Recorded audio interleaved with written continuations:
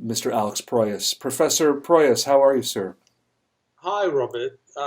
Very well, thank you very much. It's a lovely introduction, and yes, Australians do live in the future. So we have a vision of what's yet to come. So not just me, but my entire country, all well, my countrymen. So well, you just yeah. explained California to me, finally. You explained Los Angeles. Because if you're the future, they're the past. So there you have it. But we'll get to Hollywood. I want to start with you. Thank you for taking the time. I guess let's start with what I call a firm grasp of the obvious. We wanted to talk to you about the state of science fiction. Define the word science fiction on your terms.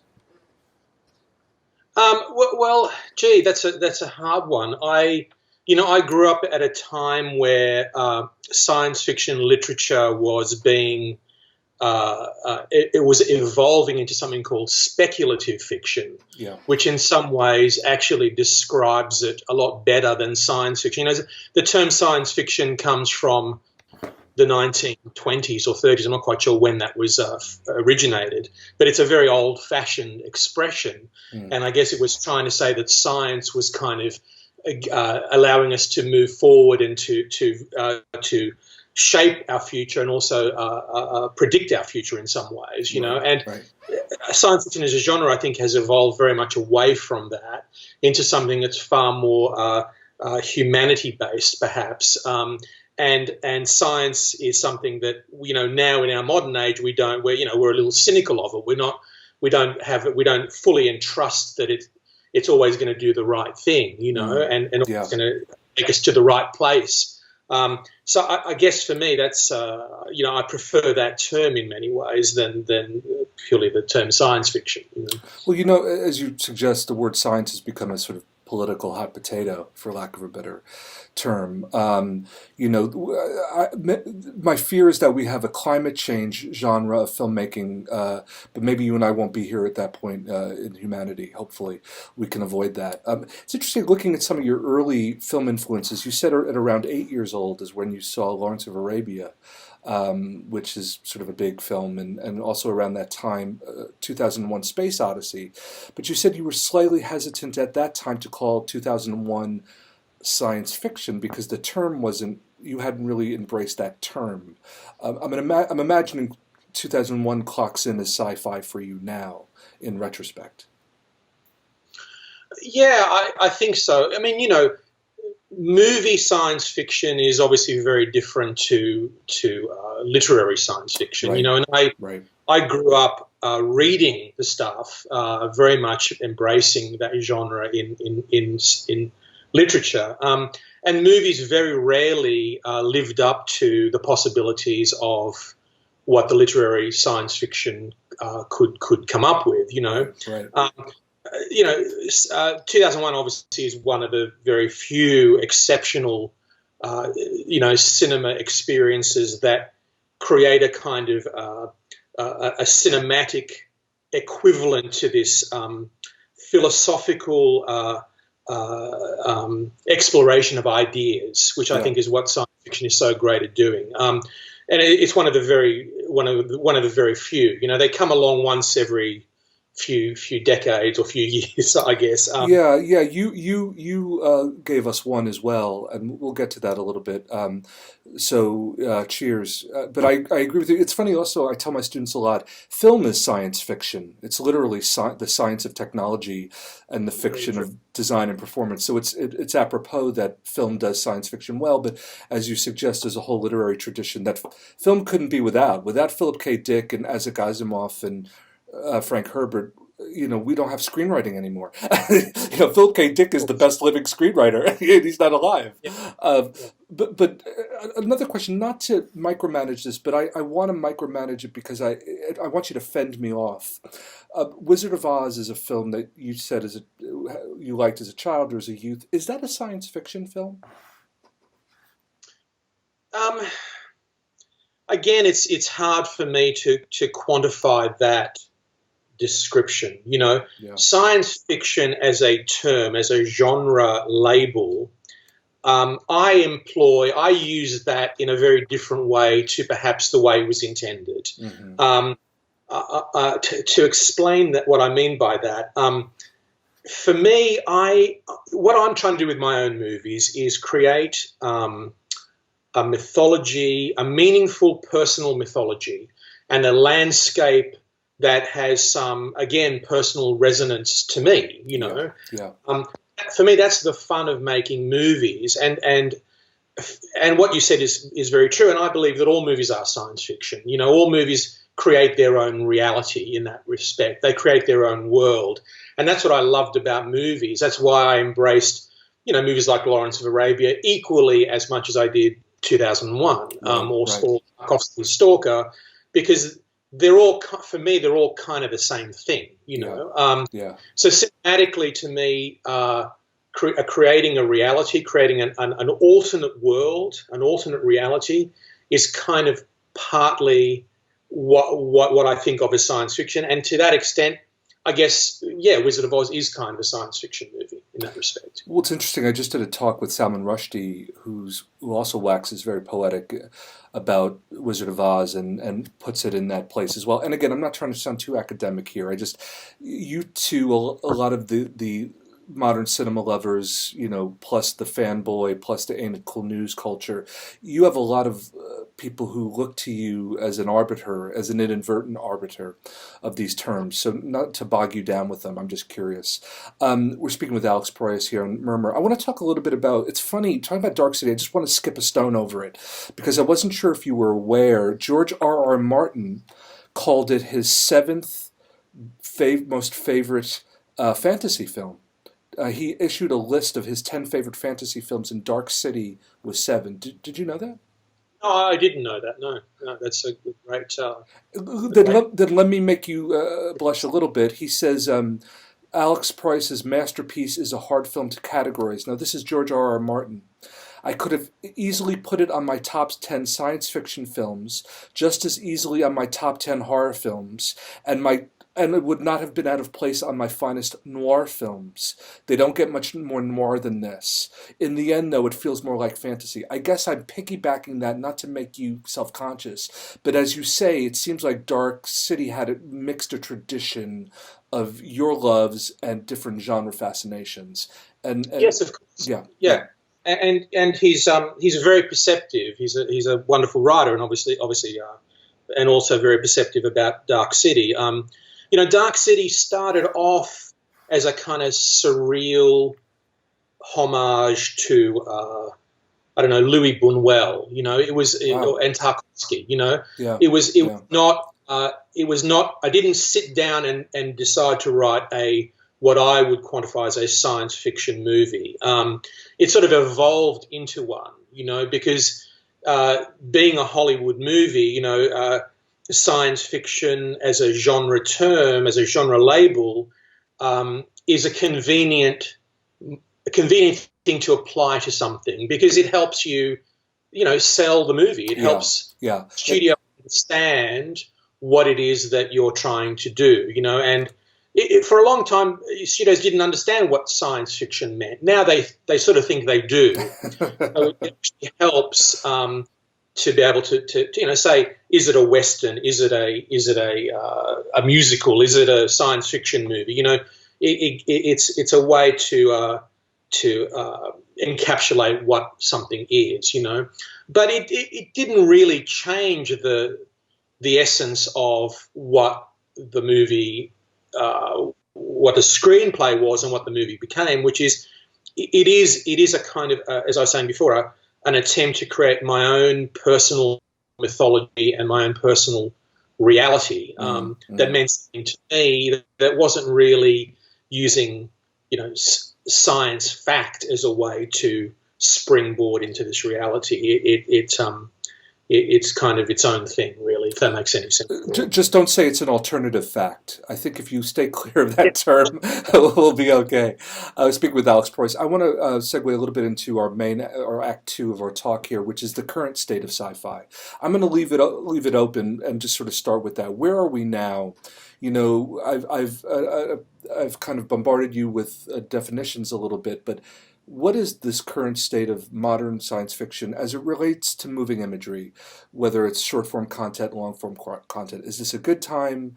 Are things changing? Are you optimistic? How do you feel about the current palette of sci-fi? I was becoming very optimistic at a certain point. I think maybe in the early 2000s, I started to feel that perhaps things were shifting and that we could embrace more intellectual, more philosophical ideas and stories in movies. But now as we sit here, Robert, I don't know that things are that different from what they've ever been, which is it's rare that an intelligent science fiction movie appears on the horizon. It's extremely rare. It always has been, and it sadly probably always will be. There's a lot of stuff right now that people misconstrue, I think, to be my description of a science fiction movie. All the comic book movies that are around right now, for me, are just kind of really they're dressed up, amped up action movies. I don't really see them exploring the sort of the philosophical aspects that science fiction embraces. I was impressed with Arrival. I thought Arrival was a really great, old-fashioned in many ways science fiction story. I thought it was very well done, and I think it did what science fiction often tries to do, which is to give you a whole different perspective of something, and gives you a whole different way of looking at something. But those sorts of movies are extremely rare. They're very hard to get made. It's a miracle, really, if anything like that actually sneaks through the fence these days. It's as unlikely as it always was. Well, you said something about while you were digging in on Paradise Lost, that you almost had to say to yourself, "I'm surprised they're letting me make this movie," until they didn't let you make this movie. I think it's almost a miracle any movie gets made, but as you suggest, a movie with real detail, originality, and ambition.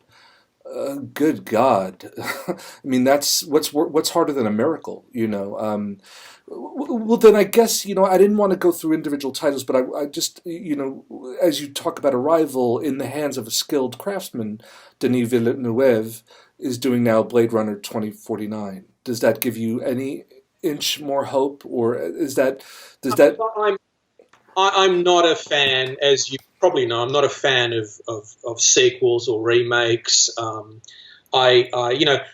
Blade Runner, and again, we're getting on to specific titles, which I didn't really want to do. But no, I know, and we could, yeah. Sorry. Let's say movies like Blade Runner, movies like Star Wars, the original Star Wars, Right. have a very specific place in the movie landscape. It's so hard to re-energize in any nostalgic sense what those movies meant at the time that they were made. Right. It's really, really hard to do. So, who knows? I mean, the Blade Runner sequel may end up being a very good movie, but to me, for those reasons, I'm just not a fan of remakes and sequels and reboots and all the stuff and reboots and all the stuff that Hollywood now embraces as a method of operation. That's the way they seem to want to work. So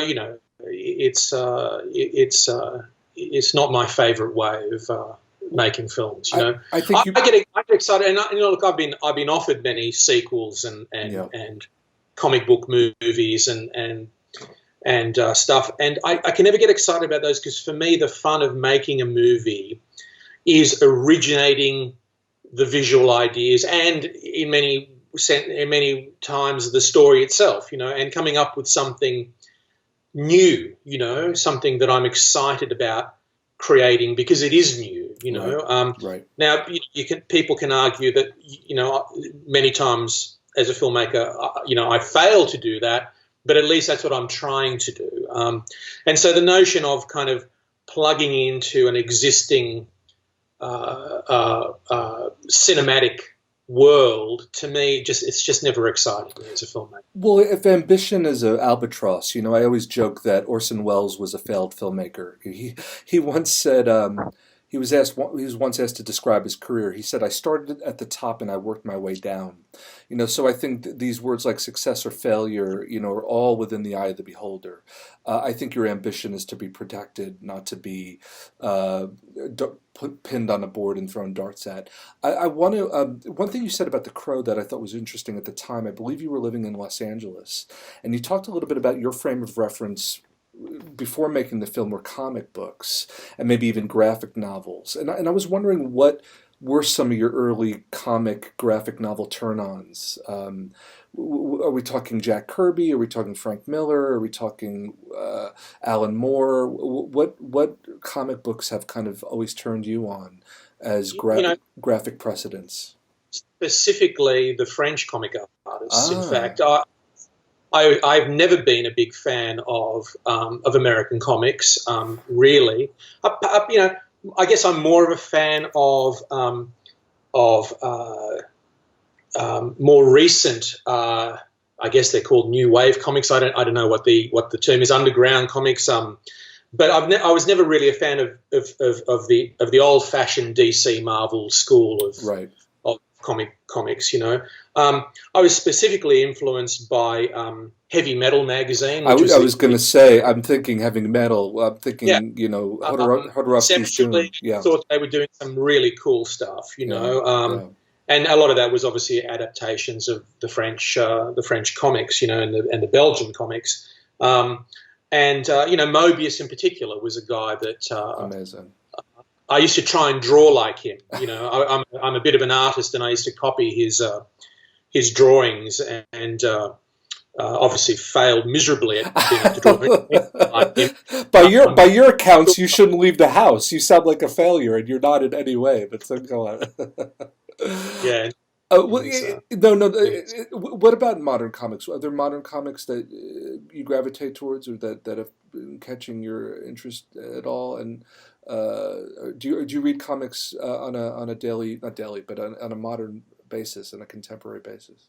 I really don't. I'm not a big. I'm not much of a reader these days at all, and I guess I read mainly factually based stuff. But comics, I've never really been a big reader of. I'm trying to think of like this guy, Who's that? Charles Charles. Burns. Yeah, yeah. How were you turned on to Charles Burns? You're holding up a book, for those of you who can't see, it's called Last Look. It seems to be a graphic novel by Charles Burns. Yeah, Um, he's really cool. I've been reading his stuff for years now, and oh, how cool. he's really cool. Again, because it's conceptual, it's ideas based. It's not some, look, I don't mean to poo-poo people's passions, but it's not a guy dressed up in an outfit running around killing people, jumping off buildings. It's very, very different to that. So It's that's a not. kind of stuff I'm into. Yeah, no, no tights, no men in tights, please. No, We've had enough. One more subchapter, and then a couple of last thoughts. Speaking with Alex Proyas, filmmaker, science fiction, a de facto guru, in my estimation. It's funny we're talking about Kubrick. I always, when I think of the state of sci-fi, there's two things I look at. I look at how are budgets working in Hollywood or in filmmaking, and I also think of special effects. What is the state of special effects? So I want to break that down a little bit. Kubrick did this really interesting thing, where when he would ask for a budget for a film, he would say, "Give me, let's say, $11 million to make The Shining, but instead of a crew that's this big, give me a tenth of that crew and give me more time." Now Kubrick can do that, or certain filmmakers can do that, but do you think a referendum on what sci-fi is made is also a referendum on time and space and individuality? I mean, we're hiring filmmakers simply who want to play by the rules. How much of the state of sci-fi is governed by the body politic, the Hollywood body politic? Or can we, do we have any filmmakers now who can command enough authority to carve out a niche in sci-fi?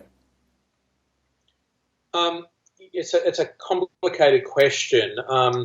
There is obviously a very specific correlation between the level of a budget and how much freedom as a filmmaker you're allowed. And at the same time, science fiction, creating worlds, generally speaking, in movies is not a cheap notion. It does cost money, and to do it well. Yeah. And technology is obviously helping us, but every few years I wait for the moment where the price of visual effects is going to lower to allow me to do more and better visual effects at a lesser cost, and thereby allow me that extra freedom as a filmmaker. It doesn't seem to happen, because it seems that as the technology itself becomes more affordable, the labour still is what it is, and the labour is the main component. Yeah. And the time that it takes seems to be the same always. So it's difficult. It's a difficult scenario. Kubrick's notion was a brilliant one, and I think the Coen brothers too, to a certain extent, manage the same equation, which is to allow themselves the freedom, the freedom of being on a set and having the time to think as a director, and not be in an endless state of panic to get the day done, is a wonderful situation. I've only felt it very rarely on my movies. We're usually up against the wall, and in fact, on Gods of Egypt, my last movie, to get it done in the time that we had allocated, I had to employ multiple units, which I hate doing, because it means I end up doing is running between stages, trying to manage all this other stuff that's going on. And we're talking about scenes with actors. We're not just talking about, B-roll or some insert. No, we're talking about performances. Major scenes in the movie, and that's really a really unpleasant way of working. It's really not the way I like to work. So, I hope that, I keep looking for that holy grail, Robert, for that ability to spend more time with less, and thereby create more. And I hope on my next movie I will manage to do that. Well, I hit on one widget that I want to pursue just for a moment, and then we can round this out. And I appreciate Alex Proyas taking time in a very busy schedule, hours away via Skype here. Special effects. Now, the genie that's been let out of the bottle is building things. We don't build things. What you did on Dark City and what Ridley has done with Blade Runner or Alien and other filmmakers, Terry Gilliam, he probably still does it to a certain extent, but we don't build the effects anymore. Can we ever put the genie back in the bottle? Because that's also connected. Effects are connected to budget or connected to time. This is all one pretzel logic. Where are we with effects? Are we because, as you say, waiting for effects to get cheaper or better. Kubrick was waiting for effects to catch up with him to do AI. He never completed the film. I guess my point is, will we ever get to a place where effects resemble what you feel would be a fulfilling element of your vision? Are synthetic effects still? You can't avoid them. Can you avoid synthetic effects if you wanted to, Alex? Well, I think it's all an effect. It's all. Yes. There's nothing real in film. How you achieve it is kind of irrelevant, And people criticise, but the audiences are becoming very sophisticated, or they think they're becoming very sophisticated, and people criticise a visual effect if it's not done in a realistic way or the way that they expect it to be done. But if they don't notice the effect, if it's something that's done well or it fits into the reality of the movie well, they don't criticise it. It can be still done in the same way. It's almost everything is done inside of a computer these days. Right. So it's for me it's always been kind of irrelevant. I remember when I was doing commercials back in the day, and I was doing quite a lot of visual effects based commercials, and in those days we were finishing them on film. We were doing them in the old fashioned way. We were building models, miniatures, and there was nothing done digitally. And I occasionally would have a an agency person, an advertising agency person, stressing out over the finished effect before they could see it. And I would often be asked, will it look real? And my response to that was, well, what is real? Exactly. You know, Yeah. it's all subjective. You know, it's a matter of a style, of fitting into a certain stylistic approach. You know, you look at the visual effects of as you know, we were talking about Star Wars, the original Star Wars. If you can ever see the original Star Wars, because it's obviously been redone, and they probably weren't very good, but at the time they worked very well. You know, at the time they were completely convincing in the world of that movie. You know, and that's really all that matters. You know, so how the effects are done, whether they're done digitally, whether they're done in the old-fashioned way in front of a camera, it really, to me, it's irrelevant. You know. Well, the way you discuss it, it's very demystifying. Do you think we should be teaching young filmmakers how to work with effects earlier in the trajectory? You trained as a filmmaker. Would it have been any value to? I mean, this is the thing. Why teach something to someone now that'll change in a year? But do you think we should teach the interfacing of technology and art earlier in a form of training to young filmmakers? Because technology can be very intimidating, as you would probably validate. But I think it's happening organically. I think it is happening because people can do these very complex effects now on their laptops at home. Right. What could only dream of doing with an entire professional VFX company behind us only a few years ago. You know, so people are organically doing that. You know, I came from another kind of organic approach, which is because I was doing such low budget stuff when I first started. You know, you had to be the jack of all trades. You had to know how to do everything. You know, you had to hold the spacecraft up with the John Carpenter school of filmmaking. Yes.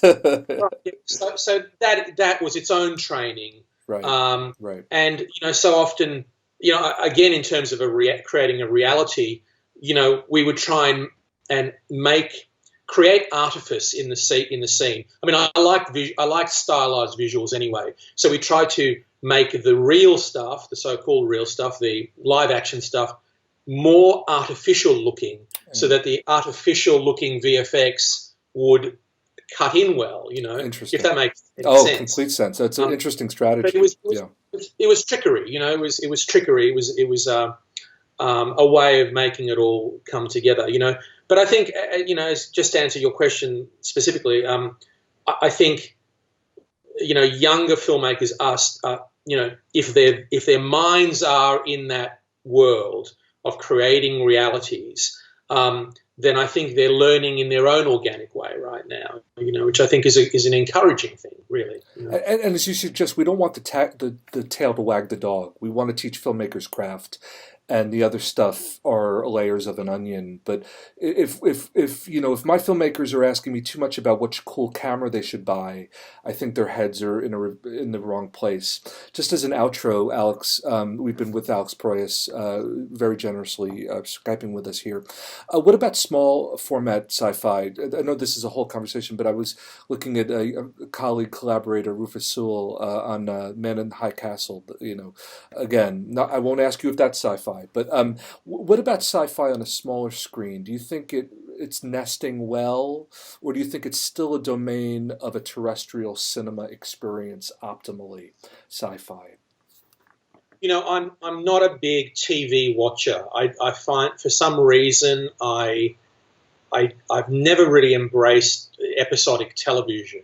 Having said that, though, I know right now, with the way big budget Hollywood movies are going, which is they're having an increasingly hard time on the big screen in terms of getting people to see anything original, getting an audience for anything that is original and high concept. It's increasingly hard, unless it's a sequel or a franchise or what have you. You know, TV or streaming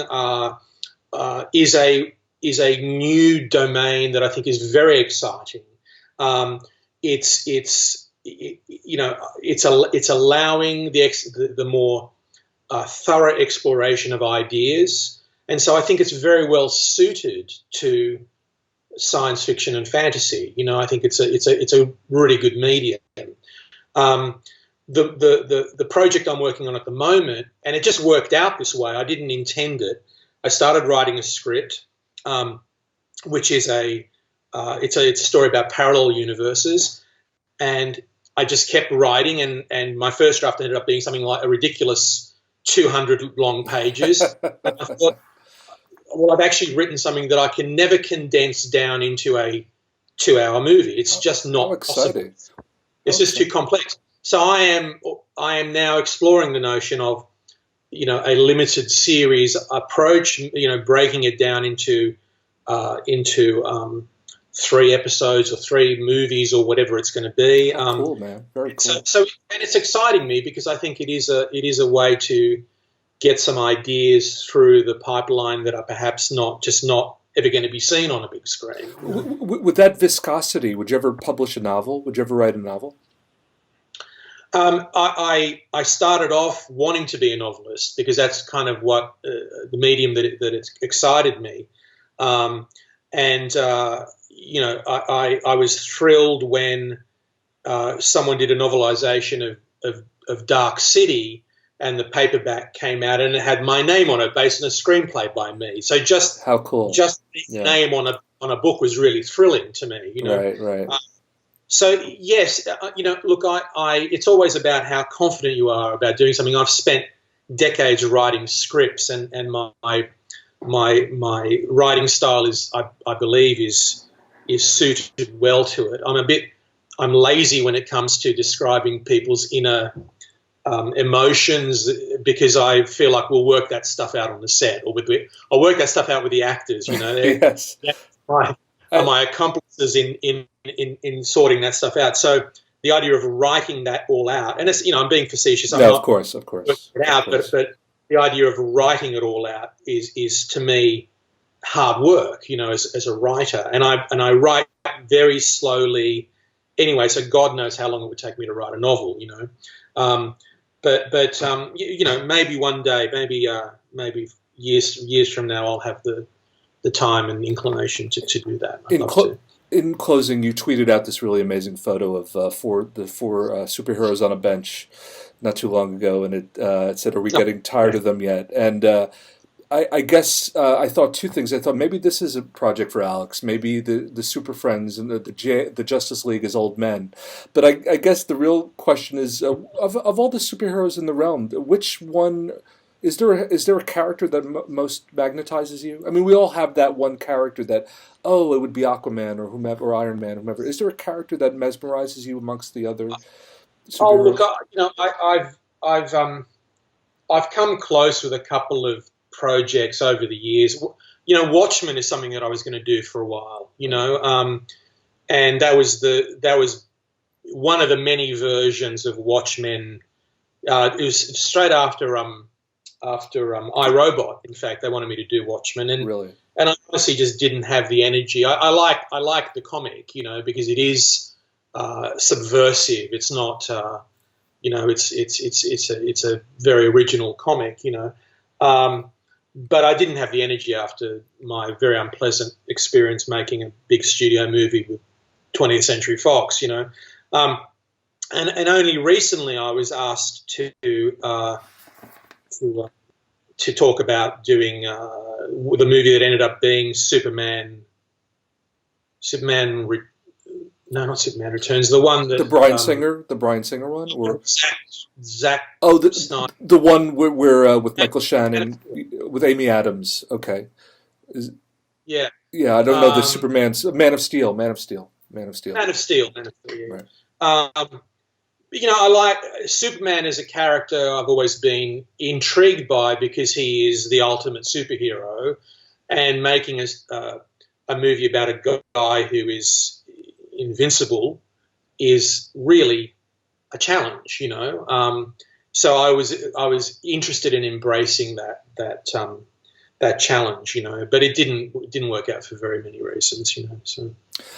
In closing, I thought of you the other day. I was thinking about some of my favorite Stanley Kubrick interviews, and someone once asked him, "Have you ever learned anything from a film critic?"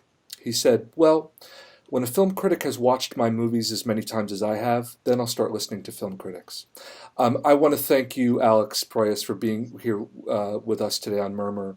If we could be of any assistance or advocacy here in the States, man, you have a lot of fans here. But I would want to tell your fans and your followers, you are a craftsman of the highest order, and may you continue to plot a very unique course and never fear failure. Thank you, Alex, for being with us today. Really appreciate Thank you that. very much. It's a pleasure talking to you. Thank you. Cheers, my friend. Okay, bye-bye.